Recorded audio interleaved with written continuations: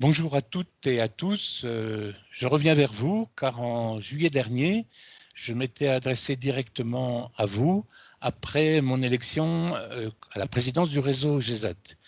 Je vous avais dit que je reviendrais régulièrement. Je crois que j'avais dit fin d'année. Nous voici à l'étape.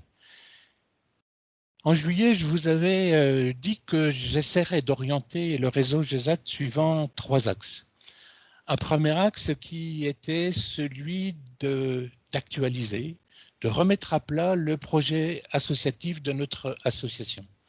Nous avons pas mal travaillé. Je suis assez fier de cette dynamique parce qu'elle allie pas mal d'administrateurs, plus de la moitié, et je les remercie de leur temps, toute l'équipe opérationnelle, bravo, c'était très intéressant de travailler avec l'équipe opérationnelle et Denis Charrier.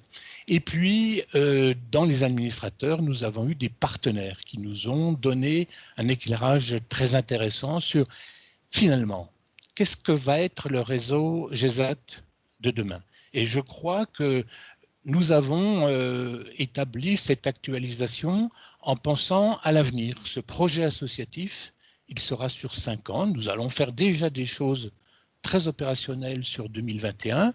Nous aurons un conseil d'administration mi-février qui sera presque fondateur, j'utilise ce mot-là, et puis nous aurons des assemblées générales extraordinaires et ordinaires pour mettre en place les moyens pour arriver à nos ambitions.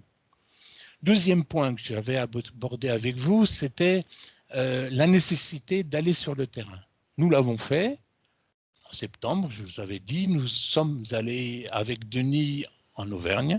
Ça a été très intéressant. Le milieu rural vit des choses différentes que la ville de Lyon ou les milieux industriels. Et nous avons vu toute l'importance que les responsables, et dont notre délégué territorial était un brillant exemple, toute l'importance qu'ils donnaient à la personne handicapée. Merci.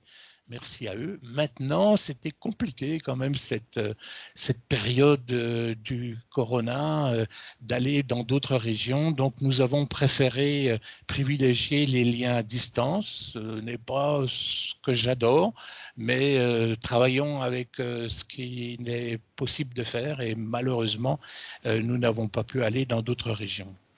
Troisième point que j'avais abordé avec vous, c'était la nécessité d'ouverture. Cette ouverture vers les associations actives dans le domaine du monde du handicap, vers les autres partenaires qui peuvent nous aider à réussir cette volonté d'améliorer la compréhension du monde du travail, que ce soit les entreprises publiques ou privées, et ce monde magnifique des personnes qui travaillent qui sont en situation de handicap et qui travaillent dans des structures adaptées.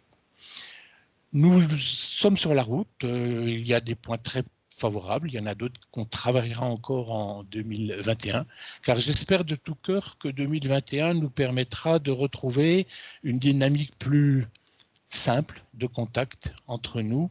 Mais bien entendu, il faudra suivre tout ce que ceux qui guident notre retour à une vie normale nous demandent de faire. Et c'est en vous souhaitant une très bonne santé sur 2021 et beaucoup de succès, je l'espère, dans vos structures, que j'aborde 2021 avec beaucoup de confiance et je l'espère avec l'ensemble d'entre vous. Merci de votre écoute et à bientôt.